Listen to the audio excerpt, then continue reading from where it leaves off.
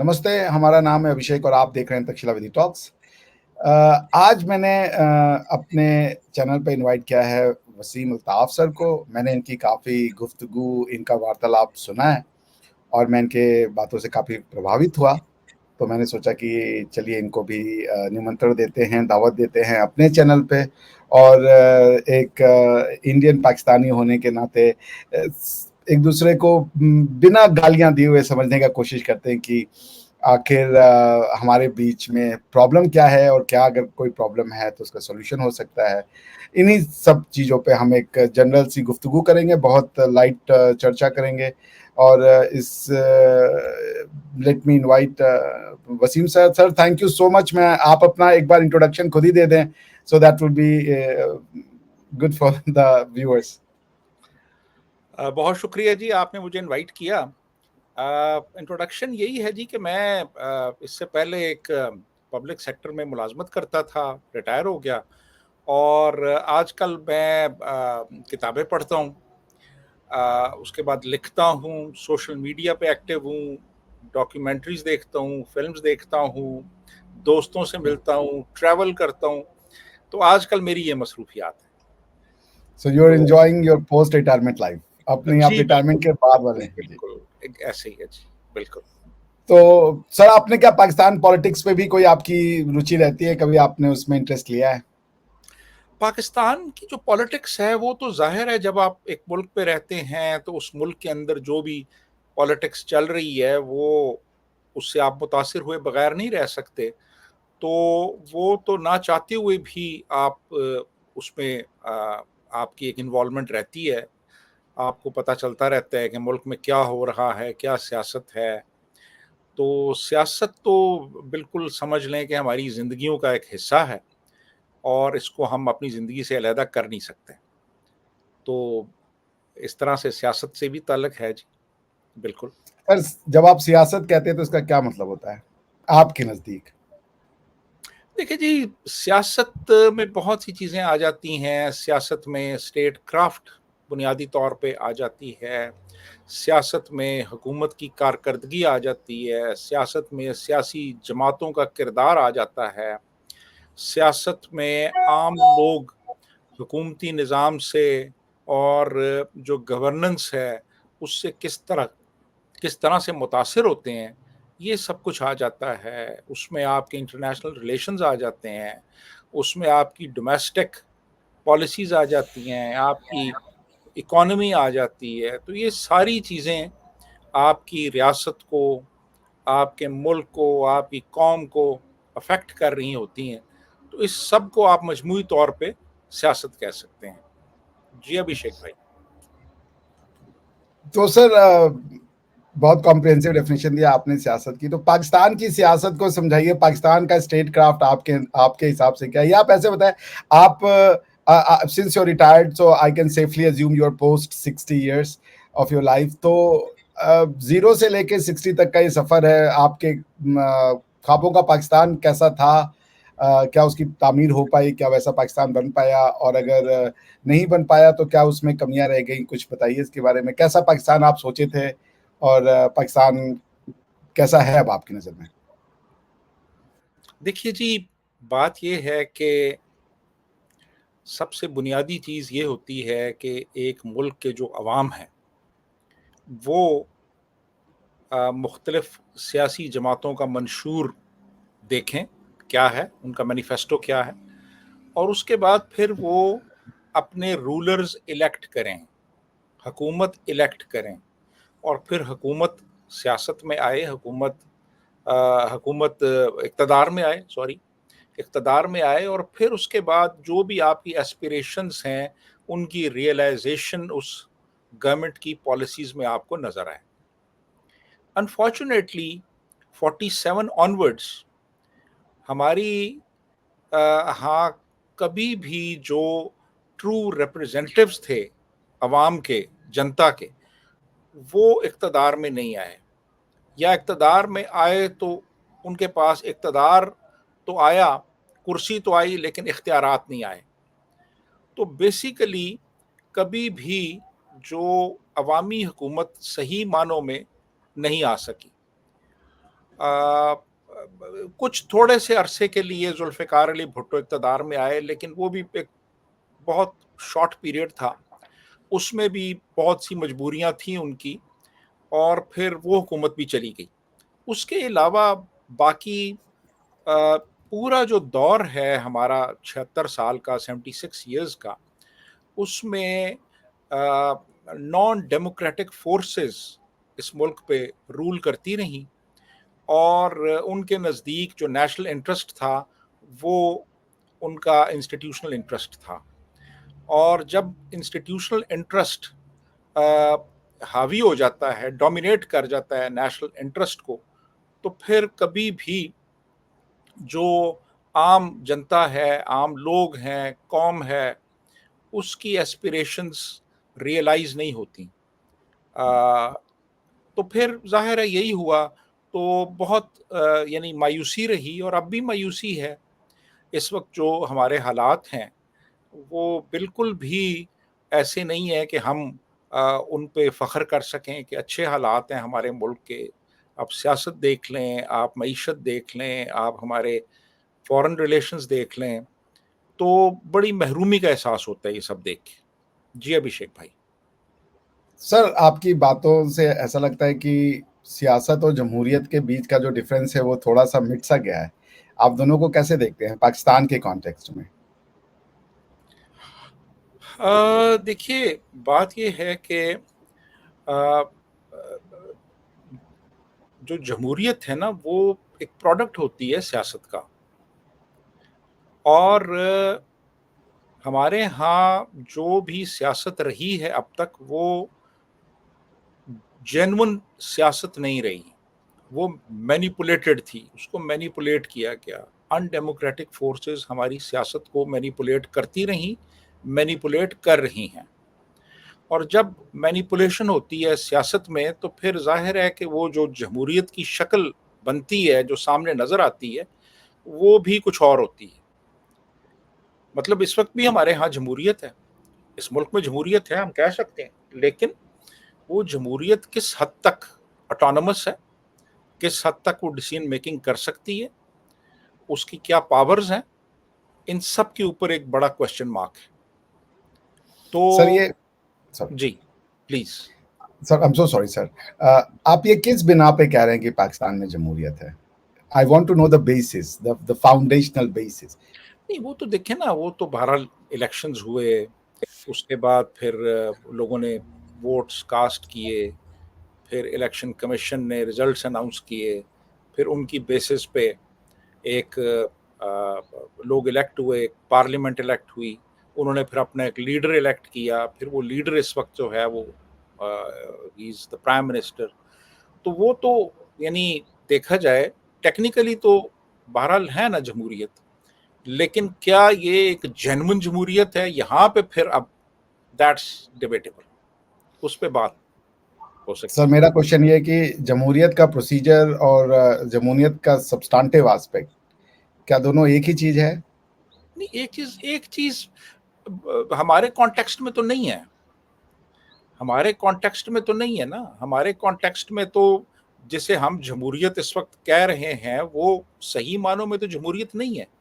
जमहूरियत तो ये होती है कि जो इलेक्टेड गवर्नमेंट है, वो अपने तौर पे डिसीजन मेकिंग कर सके, वो फॉरेन पॉलिसी बना सके, वो इकोनॉमिक पॉलिसी बना सके, उसके ऊपर कोई प्रेशर ना हो, उस पे कोई किसी किस्म का चेक ना हो एज़ सच, वो एक high level of autonomy exercise कर सकती हो।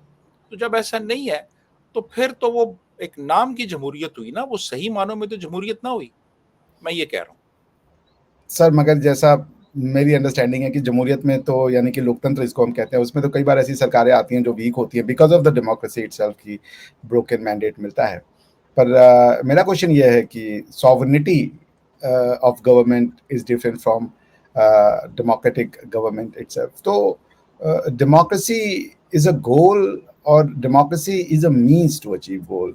क्या डेमोक्रेसी के थ्रू आप अनडेमोक्रेटिक मीन्स को अचीव करने को डेमोक्रेसी कहेंगे?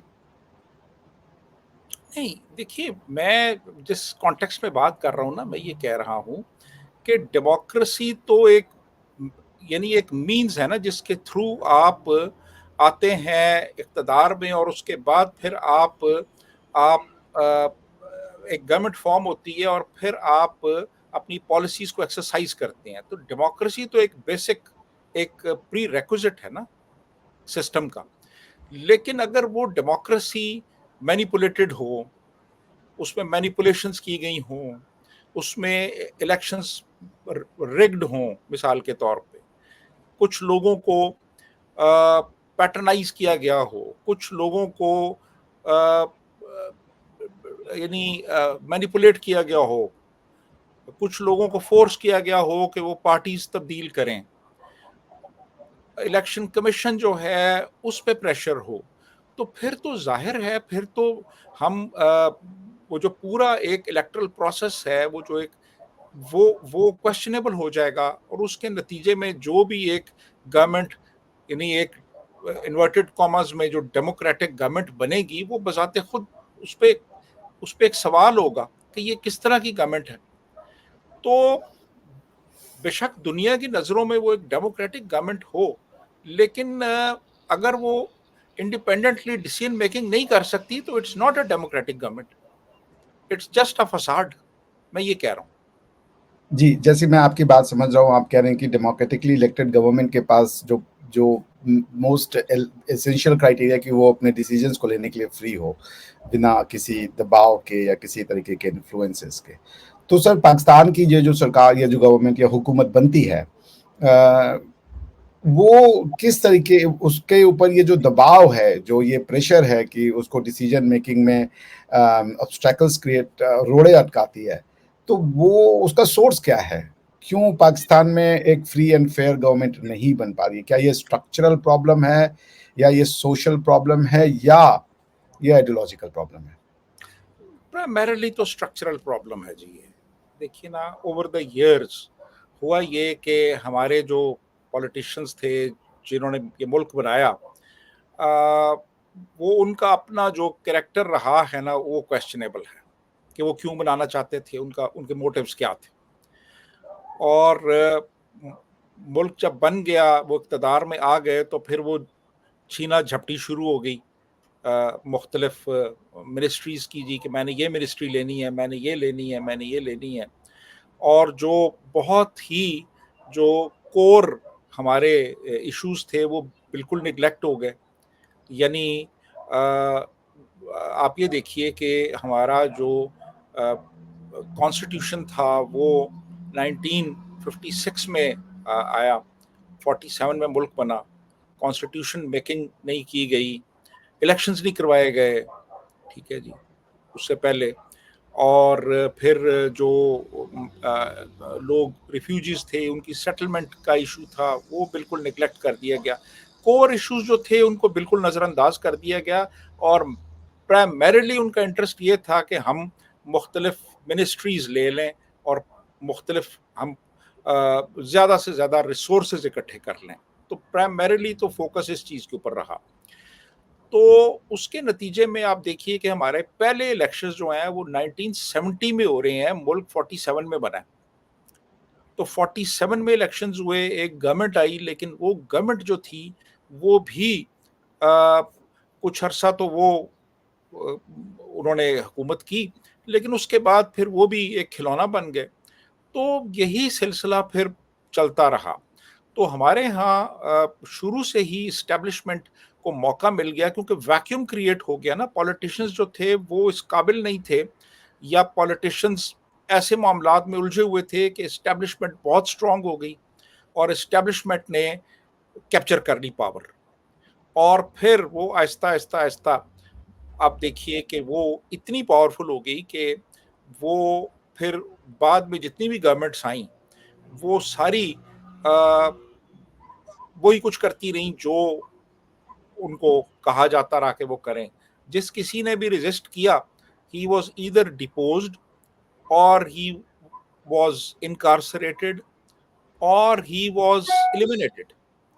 तो ये चीज़ें हमारी जो एक तारीख है उसका हिस्सा हैं ये सारी चीज़ें। तो डेमोक्रेसी ने कभी भी रूट्स नहीं पकड़े यहाँ पे उस तरह से ना, एक डेमोक्रेटिक एक गवर्नमेंट नहीं, वो रूट्स नहीं पकड़ सकी। और इसकी वजह यही है कि आप शुरू में ही हमारे जो लीडर्स थे वो दे वर नॉट इंटरेस्टेड। यानी एक एक बंदे ने कई कई मिनिस्ट्रीज रखी हुई थी अपने पास, एक एक बंदे ने। यानी आप यही देख लें कि mister Jinnah was the president of Muslim League. He was the uh, he was the Speaker of the Constituent Assembly. He was the President of the Constituent Assembly, and he was also the Governor General of Pakistan. Despite the fact that he was also suffering from tuberculosis, and he was holding 4 different portfolios at the same time. तो बाकी लोग भी इसी तरह 2-2, 3-3, 4-4 ministries पकड़ी हुई हैं। और बाकी मुल्क के अंदर क्या हो रहा है, क्या होना चाहिए, उस पे नोबडी वाज फोकस्ड। किसी का भी इंटरेस्ट नहीं था उसमें। यानी आप ये देखें कि हमारा जो नेशनल एंथम है ना, वो 53 में वो लिखा गया, मुल्क 47 में बन रहा है। उससे पहले नेशनल एंथम ही नहीं था, सिर्फ एक वो ट्यून थी जो बनाई गई थी। वो भी इसलिए बनाई गई थी क्योंकि शाह ऑफ ईरान आ रहा था, तो उन्होंने कहा कि अब नेशनल एंथम तो है नहीं, उस पर झगड़ा चल रहा था, उन्होंने कहा चलो ट्यून बनाओ। तो फिर ट्यून बनाई गई, और वो ट्यून जो थी वो एक शूबर्ट की एक सिम्फनी है जिसका नाम है द अनफिनिश्ड सिम्फनी।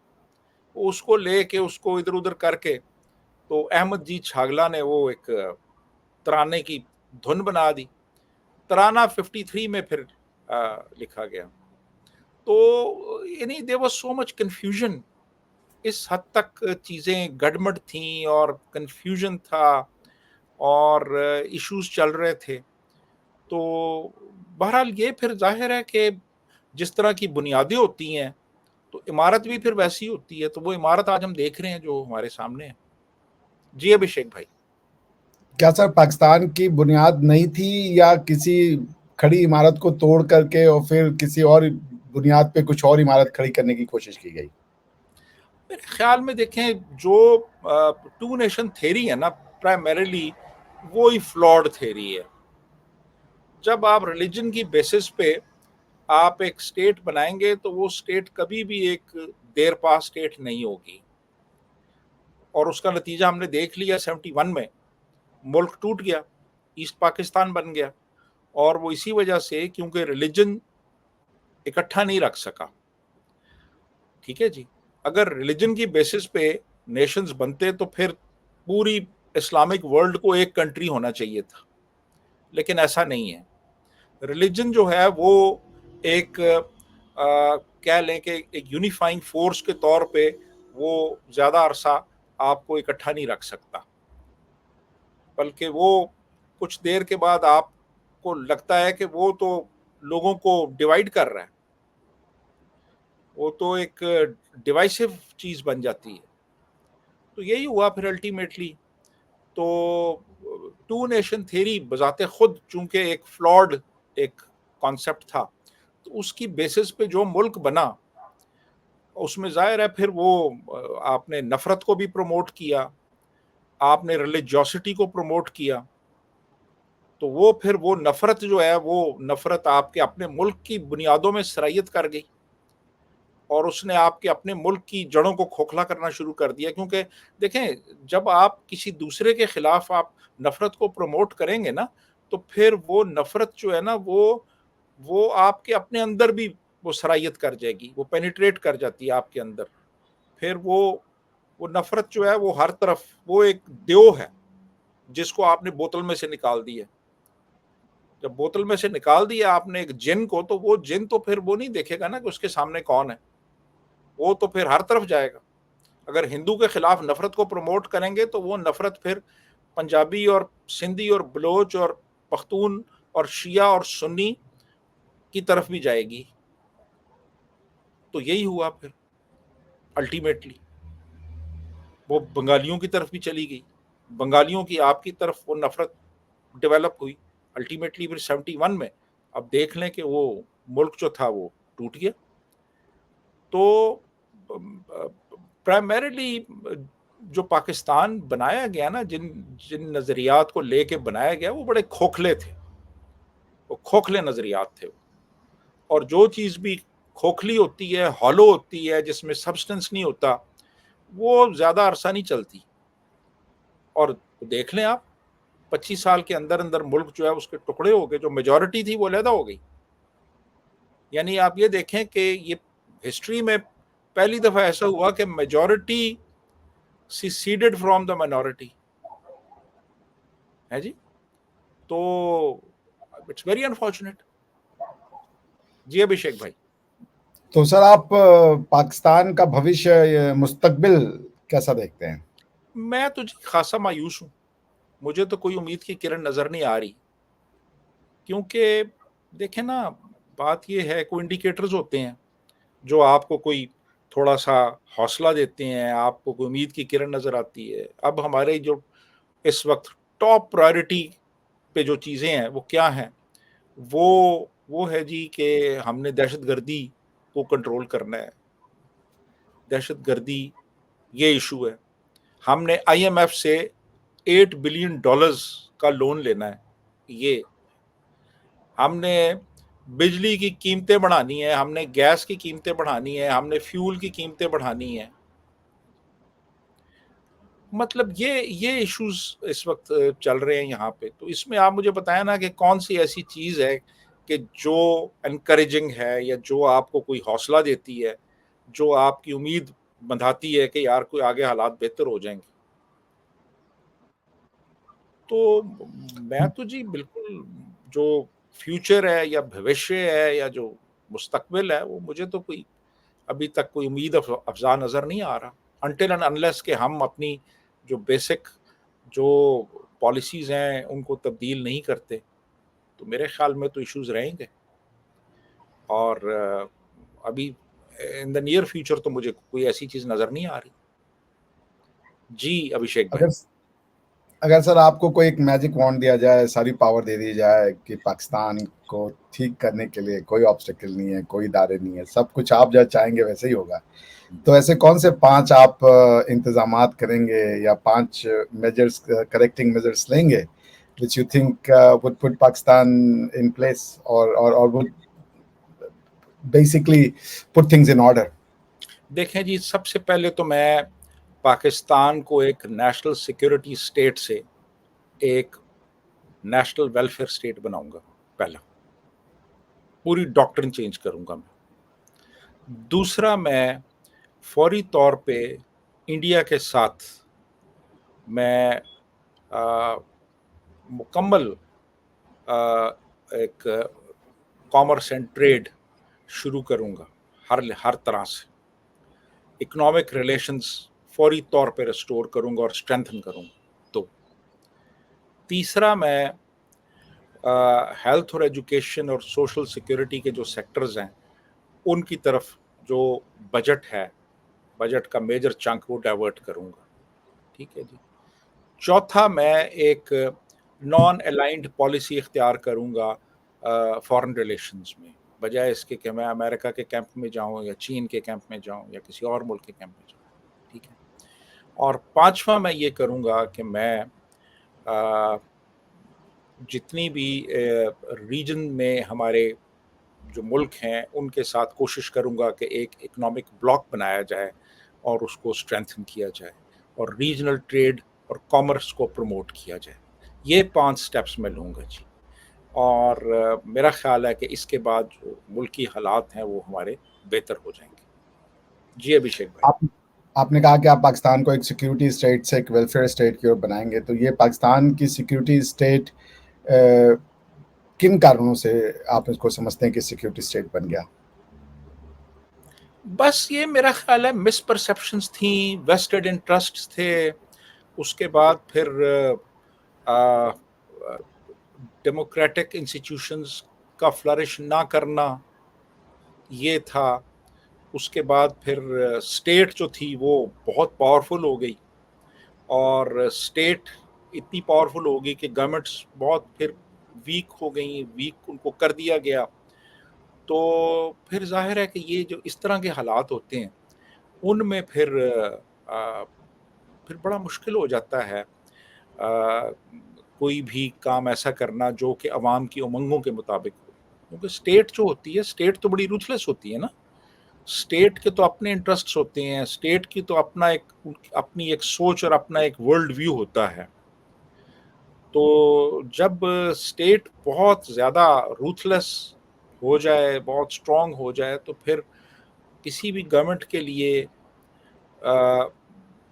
फ्लरिश करना बड़ा मुश्किल हो जाता है। तो बेसिकली यही यही फैक्टर्स हैं कि democratic institutions, political parties, political leadership कमज़ोर रही, कमज़ोर कर दी गई, और स्टेट पावरफुल हो गई, इस्टेब्लिशमेंट पावरफुल हो गई।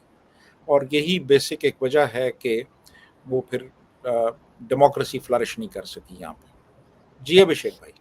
सर एक क्वेश्चन ये बचता है कि भारत के लोगों ने पाकिस्तान के प्रति जो है वो गिव अप कर दिया है, इंक्लूडिंग मी, क्योंकि उनको पता है कि नफरतें इतनी ज़्यादा फैला दी गई हैं कि अगर कोई एक पाकिस्तानी अच्छी बात बोल भी रहा है तो इसकी कोई गारंटी नहीं है कि कल को वो अ, जिस डॉक्ट्रिन से इन्फ्लुएंस्ड है उस डॉक्ट्रिन के इन्फ्लुएंस में आके वो कोई दूसरा स्टेप न ले ले। मतलब there is a difference between walk and talk.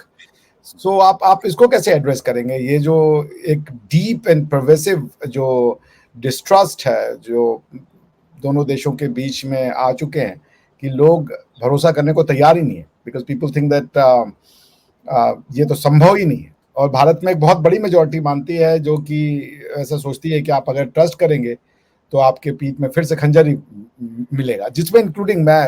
अब I shall be as honest as I can.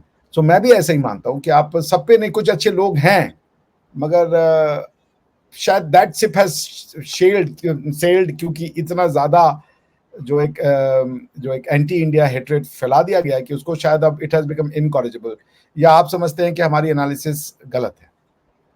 मैं आपसे डिसएग्री करूंगा जिस चीज़ के ऊपर। देखिए, आपको मैं बताऊं कि आप वो इंडियंस जो पाकिस्तान आए हैं, यहाँ पे लोगों से मिले हैं, उन्होंने एक्सपीरियंस किया है, यहाँ पे लोगों के रवैये देखे हैं, आपको ये हॉस्पिटैलिटी दुनिया में कहीं नहीं मिलेगी। ये मैं आपको गारंटी करता हूँ। आम लोग जो हैं, हमारे हमारे लोग जो हैं, वो जितना ज़्यादा आपकी फिल्म इंडस्ट्री के बारे में जानते हैं, आप भी उतना नहीं जानते होंगे। ठीक है जी। हमारे लोग जो हैं, उनको बहुत ज़्यादा पॉइजन किया गया। लेकिन ये जो दुनिया है ना, ये एक मुख्तलिफ दुनिया है।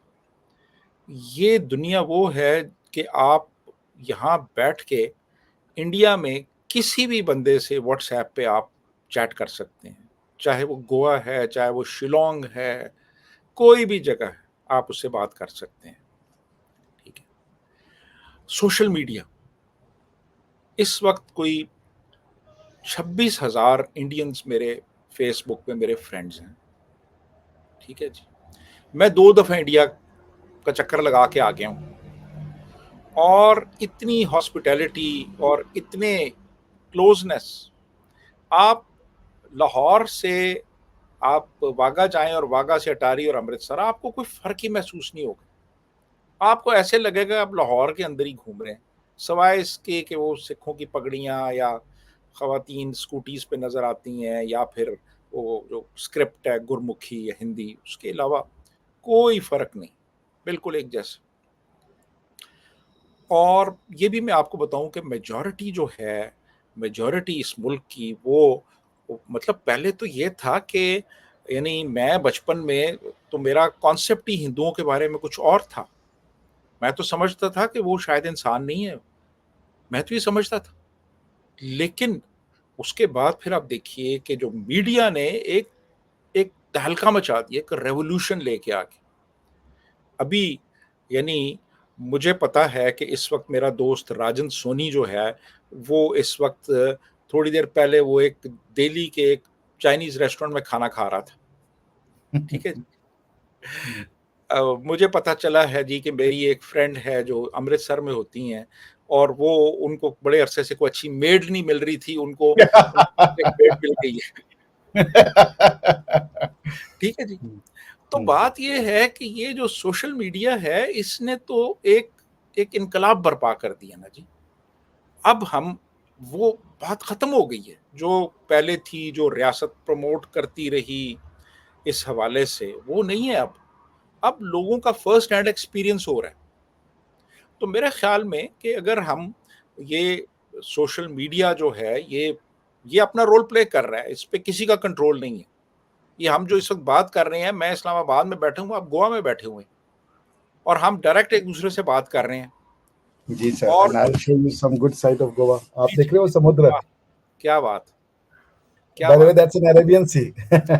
वाह! अच्छा, मैं आपको थोड़ा-सा इस्लामाबाद दिखाता हूँ। जी, जी, ये बिल्कुल। ये देखिए, वाओ, इट्स ब्यूटीफुल। ये मेरे कमरे से आप इस वक़्त देख रहे हैं, वो सामने आपको पहाड़ नज़र आ रहे हैं हाँ जी, हाँ मानिकचौक जी, के। पहाड़ दिख रहे हैं मुझे। हाँ जी, हाँ जी, हाँ जी। ठीक है जी। तो अब जी। ये देखिए कि हम और वो आपको एक सनसेट का मंज़र भी नज़र आ रहा हाँ होगा जी, वो। हाँ जी, दिख रहा है मुझे। जी, जी, बिल्कुल। ठीक है जी। तो जी। ये देखिए कि यहाँ बैठे-बैठे हमने रियल टाइम में हमने गोवा भी हुँ। देख लिया और इस्लामाबाद भी देख लिया, है जी? एग्ज़ैक्टली। हाँ जी, हाँ जी। और हम एक-दूसरे से यानी एक बड़े अच्छे माहौल में हम एक-दूसरे से गुफ्तगू कर रहे हैं, बात कर रहे हैं। तो मेरा ख़्याल है कि ये चीज़ के देखें, स्टेट्स की अपनी पॉलिसीज़ होती हैं, स्टेट्स के अपने इंटरेस्ट्स होते हैं, एस्टेब्लिशमेंट का वर्ल्ड व्यू कुछ और होता है।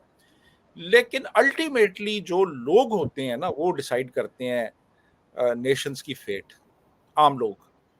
और बेहतरी आएगी इसमें, बहुत बेहतरी आएगी और अल्टीमेटली हालात बहुत बेहतर होंगे। और उसकी वजह है कि मजबूरी भी है ना, कि ये जो दौर चल रहा है, ये इकोनॉमिक कॉपरेशन का दौर है। ये दौर जो है ना, ये एक एक आप ग्लोबल विलेज बन रहे हैं आप। अब मुल्कों के दरमियान वो फ़ासले ख़त्म हो रहे हैं। तो मेरा ख़्याल ये है, मैं तो बड़ा ऑप्टिमिस्टिक हूँ जी, मैं इस हवाले से।